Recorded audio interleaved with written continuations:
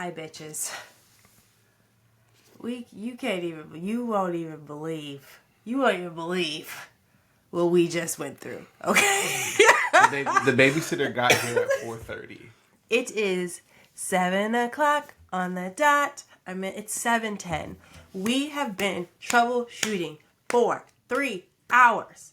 I damn near have a master's in audio engineering at this point.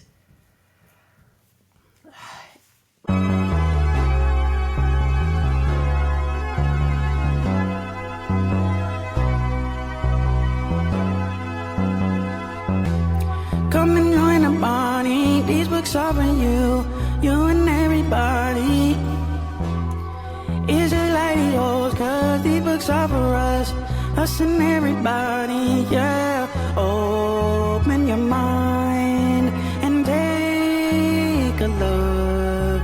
Let's open up a book with grief. Come and join the party. These books are for you, you and everybody. It's just like the old, cause these books are for us and everybody, yeah. Open your mind and take a look. Let's open up a book with grief. Hello, everybody. Welcome to These Books Are For Everybody, a place that, among other things, works to make good lit, exciting, and accessible because, much like these hoes, these books are for everybody. I saw my grandmother today. She asked me if we had a tagline. I couldn't do it. I couldn't tell her. It was too much. She's going to pour holy water on me.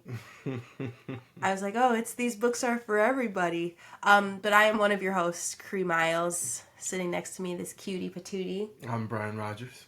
Yeah, we're here to hang. It's been... we've been on a sabbatical, and all that shit I talked about, I was going to do a day, but I was trying to upgrade. We got mics, you guys. We got, we were really about to compete with the best of them. But then now Brian out in the trenches coding, going back and forth with him and his virtual assistant, trying to figure out how to connect these two fucking mics as separate interfaces. And then we just have to buy an interface, but Brian already has an interface. But the interface is outdated. Y'all don't need to know this. You didn't need to know this.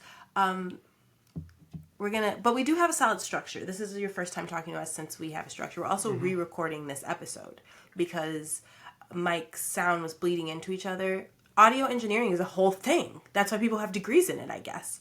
But now we're just back with our faithful condenser until we can get these dynamics under control. Yeah. But Brian we are officially, it's like a remarriage. Mm-hmm. We're in this together. Yeah. This is our podcast. But I was like, how can we have a framework that doesn't require Brian to read all of the books that I am picking? Brian got a full-time job. And so we do have a really fun framework to do all of that. But before we do all of that, we are going to engage in a very mindful check-in. Can I have some of your sparkle? Oh, yeah. And we said we were going to volley it back and forth. We're going to do a pies, but not... And then... We're going to take turns. Yeah. Who's first, mi amigas? I think I'm first, right? Period. Yeah. Period. Physically, right? It's the point of the shoulders. Okay, sure. There's tension there. I know can't remember if the last time this was on an episode or last time we recorded these. Shoulders connected to mental health. Isata said that. Yeah. Dropped me a link and everything. Oh, really? Yeah. My homies cite their sources. Yeah. Yeah. So that's there, but the runs have been good. Okay. You know, Nat keeps asking me are you gonna run in that? When is that half marathon that you're running? And I have to keep telling him I'm not doing that. Nat's gonna ask. Yeah. Yeah. But yeah, physically overall, I feel definitely more tired as the day is contracting. Yeah. And the nights are lengthening. So I think I'm feeling a little bit of exhaustion, but mostly I'm good. Okay. Yeah. Physically, I have been getting my steps in every day. I've been lifting every other day. That always helps. Mm-hmm. The weather changing or like less sleep or something, I am under the weather. So I'm tired because like I have a cough and my throat is itchy and there's not enough water in the world and my nose is running. But that's light work when you were raised in the 90s, you know. I could go run a marathon right now. I have not trained. A small holiday, thank you. From Gates Ventures.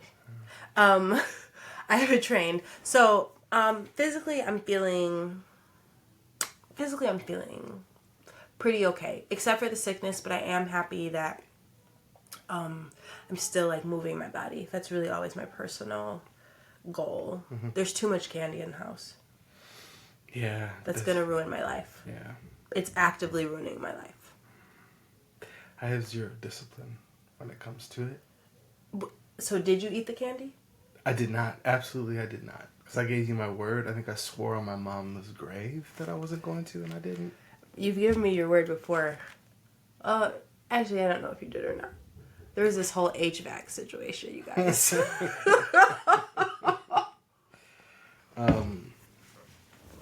No. But I don't have any qualms stealing it from the children. You know? Right, because they don't need it. Mm-mm. Right. I feel that. It's hard when I'm here alone all day. But I only had... You know what I love more than candy?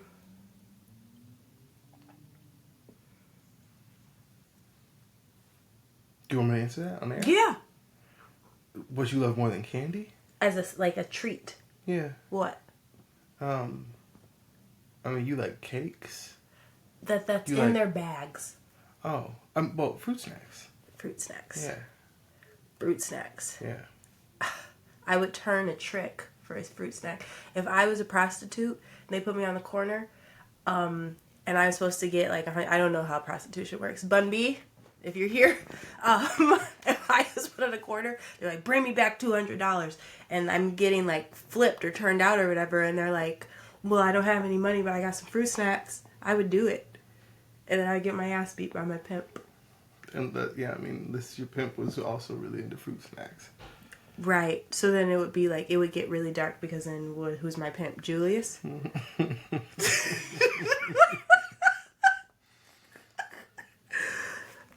So yeah, how are you doing intellectually?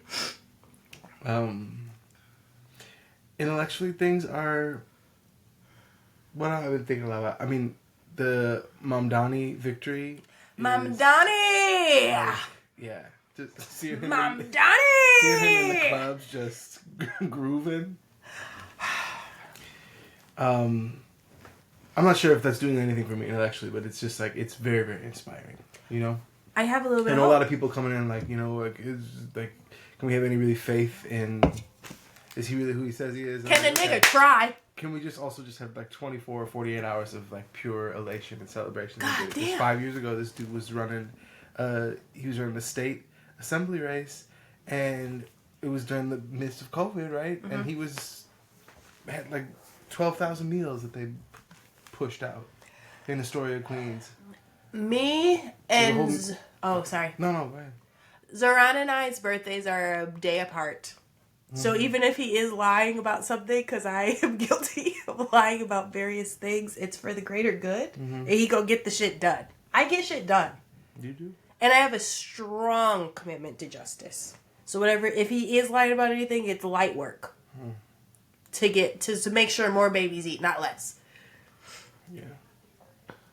That didn't do anything for me intellectually either, but I did is this what hope feels like? I've not been feeling hopeless. I've been trying to plot to make sure we were able to leave the country when they started rounding people up. Mm-hmm. I said to Brian last night, maybe I don't give our founding fathers any credit because they were like slave holding maniacs. But maybe the checks and balances they put in place, maybe it will hold the floodgate of what Trump is trying to get done. Maybe. Because I feel like please correct me if I'm wrong, under Hitler's regime, would a socialist mayor have been able to get elected a year in? I don't know. I don't know either. I don't know. So, intellectually, I really have been reading well. When I did my 2-stop tour run with Angela Flournoy last week, she called me out on something I had missed in her book, and it made me realize I'm reading too fast. And it's also like, and my brain is racing because of my phone. So I don't like that. That defeats the purpose of reading. So I had, like, today Ethan forgot something. He needed me to run up to his school. I left my phone at the house. And I've been making sure that my audiobook, I'm mindfully listening. I'm running it back if I feel like I missed something. And it's obviously making me enjoy the story more. I'm reading Cursed Daughters. Can you see? It's right there on top. This one here? Mm-hmm. This is what I'm listening to. Oyinkan Braithwaite. I'll give this to you guys here. And then I'm physically reading, because you have to physically read Brandon Taylor, Minor Black Figures. I love it. Mm-hmm. I'm going slow because I read fucking slow. That's just my reality. And it's great. I've been reading like 10, 15 pages a night. Then I get tired because daylight savings, 17 kids. But I do feel... and then I'm glad that we're like redoing this. This is picking me back up. I feel like this will help stimulate the brain. So I feel like intellectually I'm in a good spot. Yeah. Oh, and for like we're part of this dialectical materialism study group, and so reading Mao's. You already reading something? Well, so I've been listening to it on the runs. I'm supposed to read something are you giving me the information, or do they send me the information directly? Well, they gave a little study guide, but with like links, but you couldn't actually click on the links, because it was just a picture of it. So I typed the whole URL into my web browser and was able to find the audio version of Mao Zedong's. So we're supposed to come prepared for something, and I didn't know that. Yeah, I mean, you can listen to it. I'll send it to you. Okay. Yeah.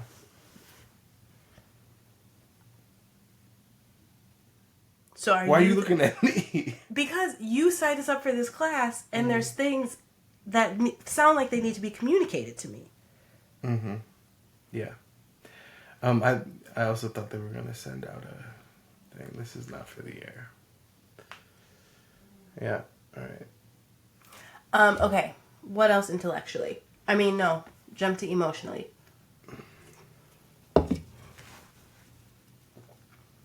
I mean, emotionally, kind of similar to physically. The shorter days, the longer nights, the like waking up and it's dark outside is it's a little. It's a hard season, you know. Yeah. So,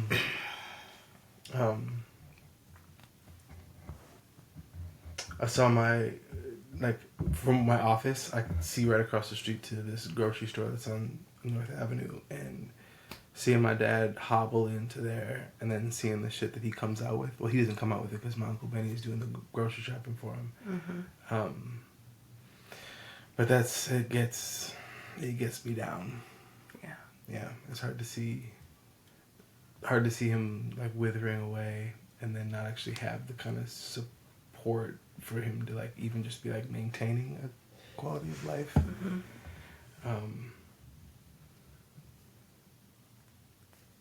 And yes, I think I'm just kind of feel helpless on that front. I don't know how to assist in the improvement of his quality of life. Yeah. Yeah. I'm not sure any of this is air worthy. I think it is. Okay. I think it all is. People want people. For me emotionally, what's taking up like a significant amount of space is like we kind of just had to set a boundary with a friend, and it has like it's just gone radio silent. And I just don't like it. Yeah. A lot went into, I mean, a lot of time went into not doing anything. Right? A decade. Right. But then a lot of time went into like crafting what I thought was a really empathetic but clear and direct communication. To which we got like a pretty prompt reply. Mm-hmm. I also think I was thinking about it today that like the opportunity for that individual to circle back on it, there hasn't really been the right moment to do it because that person is with a child that they're taking care of. Mm-hmm. And so like, it's not really the space to be able to to have that conversation. So I'm trying to have a little bit of understanding that like the moment isn't right for it, as opposed to just automatically assuming that they're not willing or ready or capable of having the conversation. I don't know. I've seen them a few times, like, waiting for children to come out, so there's a good 15, 20 minutes of no kid time. Mm. So, I don't know. And I genuinely, I know it doesn't feel, it's uncomfortable, basically. That's the feeling that I'm experiencing. It's just, like, discomfort. But, and more than anything, I just kind of wish that it could just be moved through in a reasonable way instead of silence. But that's how it goes, I guess. Mm-hmm. Spiritually.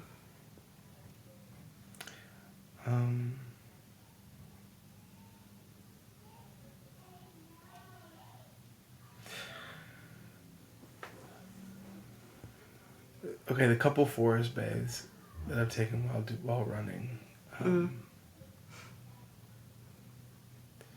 It's like the combination of the glistening river and the fire colored leaves. Mm-hmm.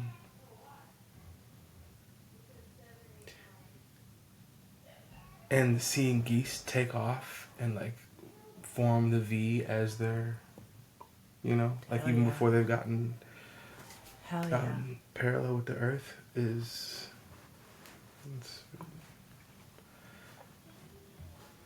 But yeah, I mean, increasingly I'm just like, I don't know how to answer this spiritual question. I did.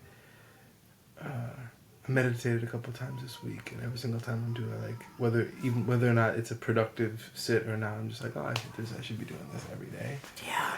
So sometimes I just feel like I'm not really even giving myself a real chance at having without like a daily spiritual practice. But sometimes it's just like I don't know how to fit that shit in. Yeah, dude. I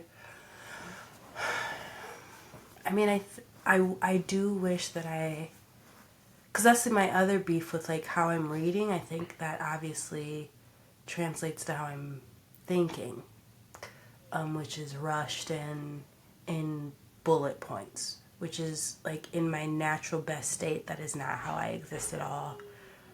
I'm much more of a bitch of wonder and awe. I haven't made time to journal, because I feel like that would be helpful. But like I did shoot a piece of content today about Miguel's new album, and that gave me a chance to just like sit in some awe when I was writing the script for that. And so I think one of the blessings of my life is like my work kind of is connected to a spiritual practice when I'm really engulfed in some beautiful art. So I just have to kind of make sure that I'm pursuing beautiful art just for like the art's sake. So yeah, that's where we're at. Aren't we just a ball of joy? Aren't we just balls of joy and sunshine? Pies. Okay, so yes, I talked a little bit before about like the structure that we're trying out. I'm really fucking geeked. One of the things that I noticed about like the big ass podcasters, honestly, the podcasters that we're chasing, is that chasing? There's a podcast in Chicago that I love. These two niggas with dreads who just like they're talking about the state of the world and Okay. it's great. Grits and Eggs, of course, Deontay, and they are like teen books, of course, and it would make sense because their analysis of the systems we live under are beautiful. It is clear and evident that they read. But I never am. But it never feels crystal clear to me what you're supposed to be reading. But also, I don't be really listening to podcasts like that. I just like see the clips, and I feel completely fine in that. In the same way that Denzel is not a cinephile, and he's the nigga with the Oscar. I'm Denzel. Okay. Thank you.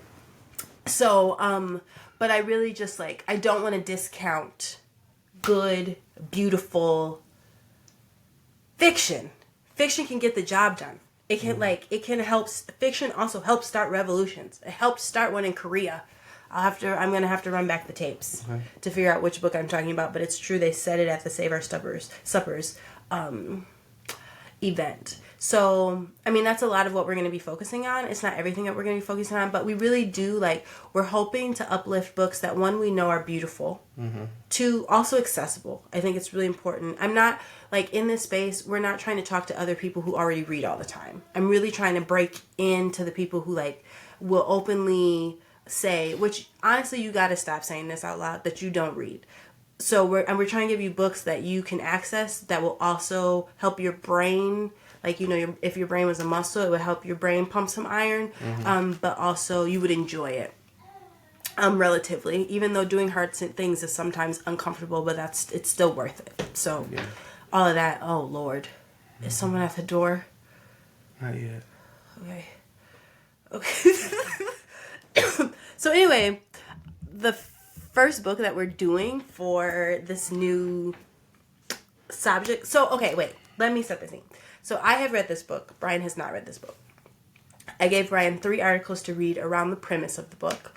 And with that, we're going to have conversations around the big themes of the book. And then Brian's job was to come with a book list that would complement this primary book and some shmusic that would also complement this book.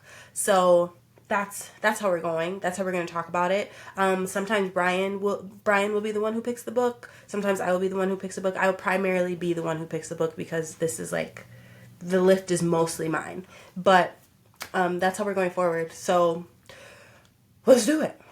The first book of this new structure is Pick a Color by Souvankham Thammavongsa. It follows our protagonist Ning, who is a retired boxer and nail salon owner. She is obsessive about the salon. She runs it like a well-oiled machine. She's a mix of manic and paranoid, but she is still really endearing. It was wonderful to experience the story through her lens. It's hard to tell if she's lonely or recluse, and I kind of want to talk about, can you be a mix of those things? All of the workers at the salon wear a name tag that says Susan, and Ning's argument is that all the customers coming in don't even notice that the women servicing them are different in the first place. They all wear the same uniform, black shirt, black jeans, and they are all required to have a shoulder-length bob. All of the women who work in the salon are Asian. So that's also worth noting. She just thinks that when the customers come in, it just kind of all runs together. They are in an unnamed metropolitan city and speak an unspecified Asian language. The book also takes place in one day.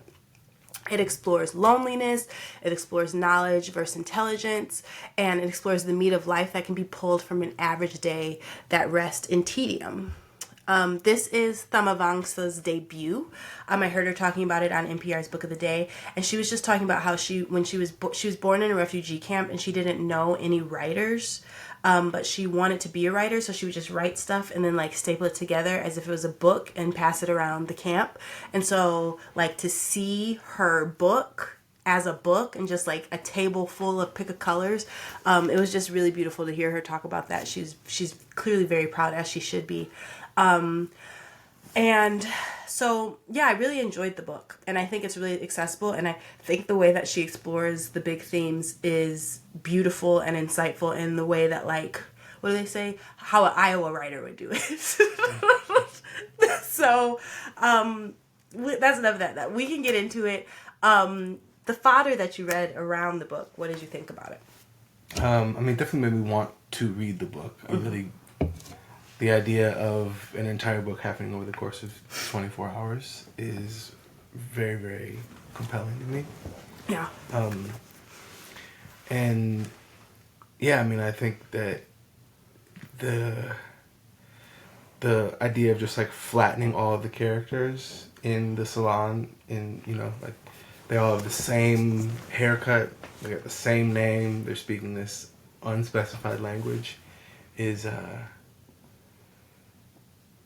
it's just a really fascinating premise around, is there any indication that the customers have a differentiated experience of the employees? No. The customers that come in, basically the way Ning describes them is that they are just coming to extract. Mm-hmm. Like, obviously they're coming to extract a service because they are coming for a service, but they're also coming to extract, like, emotional energy from the people that are servicing them. Like, Ning is missing a whole finger.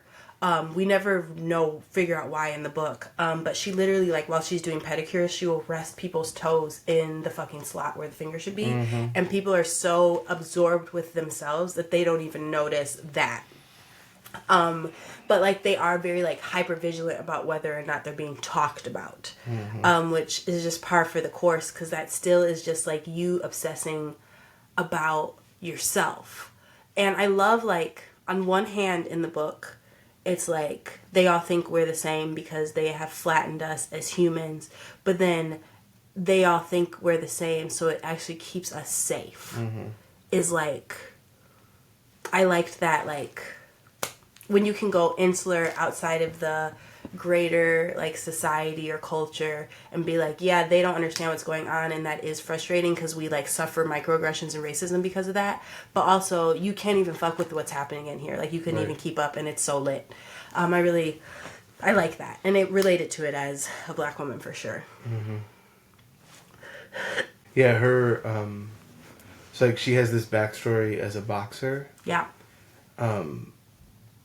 And it seems like there's some moment in the book where she has an encounter with one of, like, the people that she trained with, or one of her former...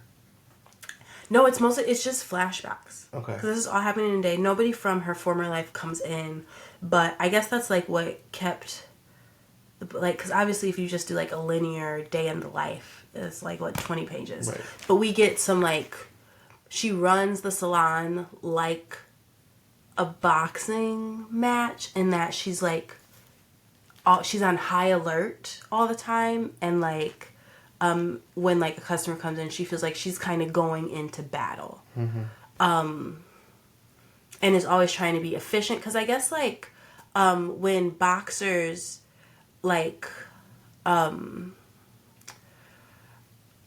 I guess you can, if you do a wrong move, that could cost you a lot. Mm-hmm. So, like, efficiency is really important in boxing.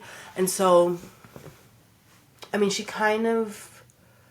that's kind of just where it goes. And there clearly was some type of boxing accident. That we, like, the hem of the skirt is lifting up to reveal the slip of that, but it never gets all the way up. So I never get a clear idea of what exactly went wrong.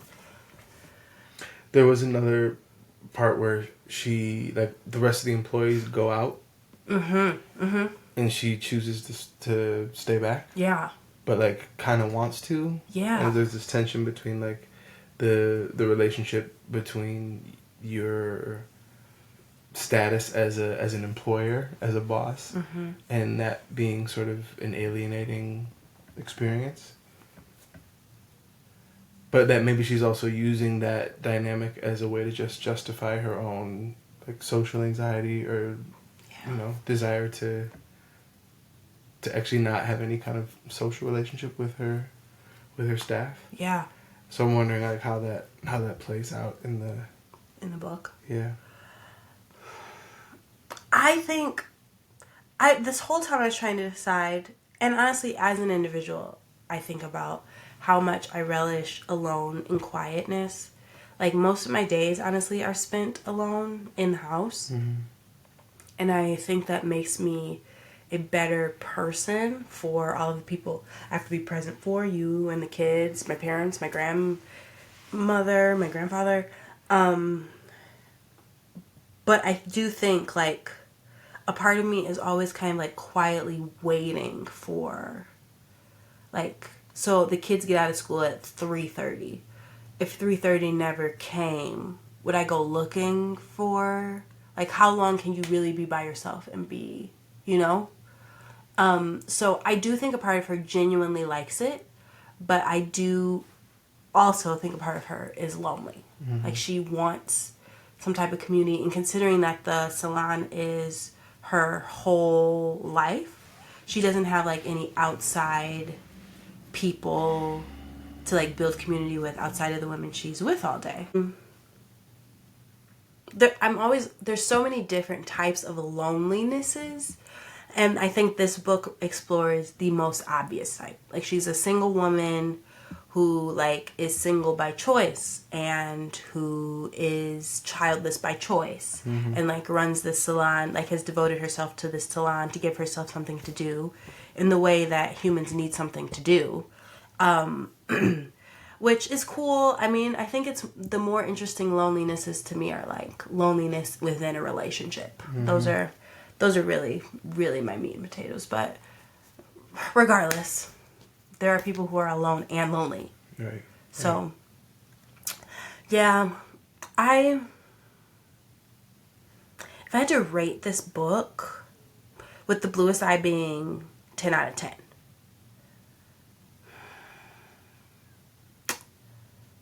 Maybe like a 7.5. Okay. Yeah. Yeah. It's solid. She was, or is, a poet first and foremost. Yes, I forgot about that. Yeah. Have you read any of her poetry? No. But does it like 4 poetry books. Okay. Yes, there were some. She was getting a little sentence off or two.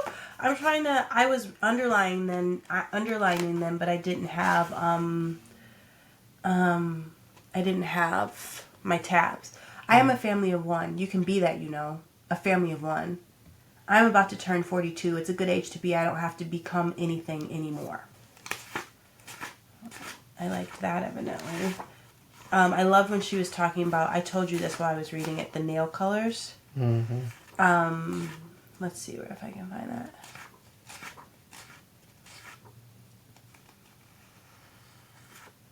It would be nice to be thought of, though. So this new girl comes in, and Ning is trying to give her, like, the lay of the land. And one of the rules is that you can't have any nail polish on your fingernails. Listen to this.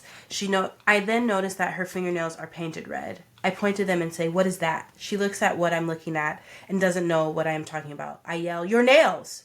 "Oh, sorry?" She apologizes, but she doesn't know what for. "They're red," I say, my eyes bulging. "She has to have bare nails."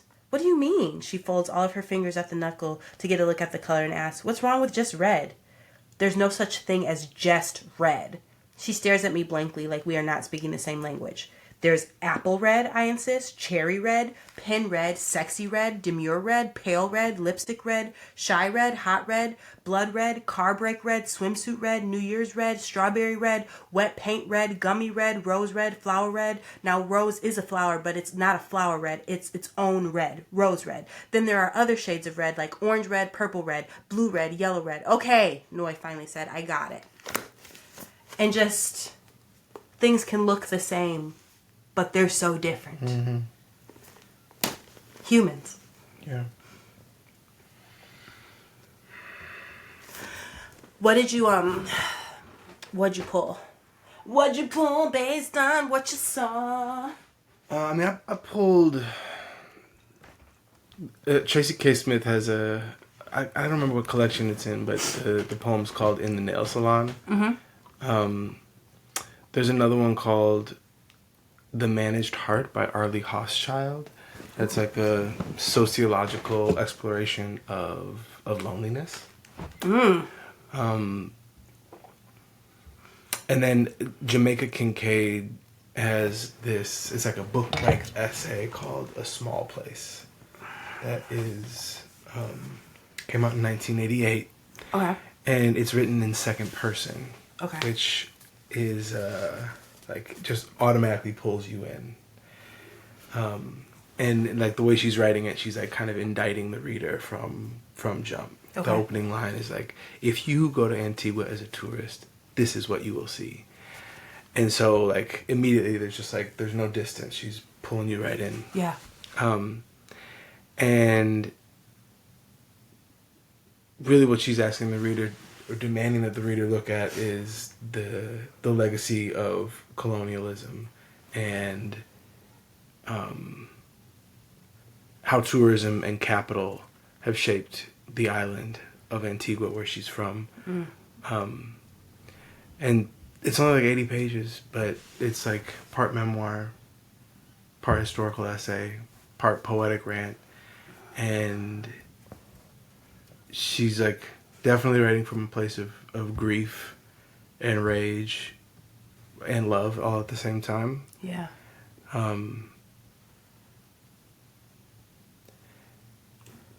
And so I mean, I feel like as a pairing with A Small Place, it like they're both kind of obsessed with the invisible. Stephanie Black, this Jamaican filmmaker, used Jamaica Kincaid's A Small Place as the source material for this 2005 documentary called Life in Debt. Yes. The bananas. Yeah. Mm-hmm. Yeah. Yeah. And so I feel like Thammavongsa Pick a Color is like hyper focused on this world of the Salon over the course of a single day. And so just like all the minutia of that and exploring just like invisibility and how things, you know, are flattened. And Kincaid is doing sort of the opposite, like indicting global systems of power that shape an entire island.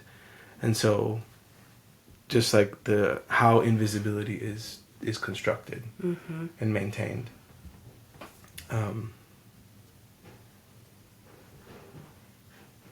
So it's like, yeah.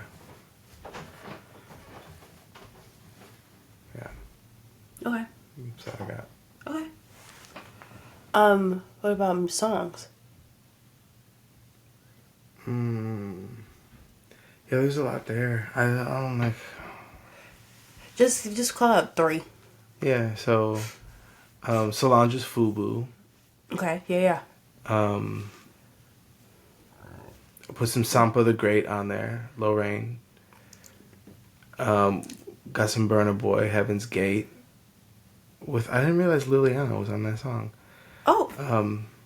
That Liliana. Holy crap. Yeah. You know, I'm always gonna put some Fela Kuti on there. Everything. Yeah. And then for the like prize fighter element of Pick a Color, there's this Miles Davis record with it's like in his electric phase. Okay. I didn't know he had an electric phase. But like right after either right after Bitches Brew or right after Live Evil, one of those. It's called A Tribute to Jack Johnson. Okay. Oh, and okay. This 26-minute tune called Right Off. It has, in my opinion, one of the best Herbie Hancock synth solos of all time. 26 minutes. Yeah. It was really feeling itself. Drugs. Okay. Yeah. Sure, for sure. But yeah, we'll throw those in the show notes. So, I mean, the overarching question, really, as we are trying to get people to pick up books because of this podcast, is why should a nigga want to read this book? Why should a nigga want to read this book? Read this book. Read this book. Why should a nigga want to read this book? Read this book. Let's go. Let's go. Why should a nigga want to read this? It's good. It's quick. It's funny. Why should a nigga want to strong ass writing. Read this book. Let's go. Let's go. Why should a nigga want to read? Medium matches the story. Enduring. Beautiful. Let's go. Read this book. Let's go. Let's go. Why should a nigga want to read this? Insightful. Read this book. Read this Let's go. book. Why? Because the loneliness epidemic is eating away at the fabric of our society, and we need stories like this one to remind us that everyone has a deeply interesting interior life full of memories, grief, joy, and nuance. You guys, thank you. Thank you for rolling with us as we explore the uncharted territories of audio engineering, as we try to get it together to keep up with these podcasts that have $20,000 episode budgets, who have 6 people on payroll. We can't go down as a little indie podcast looking like a little bitch. We're keeping up with them. Shout out to Nate Marshall. He told us he told us to tell you that you need to like this podcast. You need to subscribe to this podcast. We have a Patreon. Maybe we can put a nigga on payroll so that we don't have to be going back and forth figuring out interfaces and coding. You know what I'm saying? Thank you all so much. This book is beautiful. It's a great entry point book. If you don't read this, read something else. Read any of the auxiliary pieces that Brian gave. We also have the links to the book reviews of this book in the show notes. If you don't do anything else today, set aside some time to rest your mind and engage in some beautiful art, because much like these hoes, these books are for everybody. We'll see you later. Peace. Bye.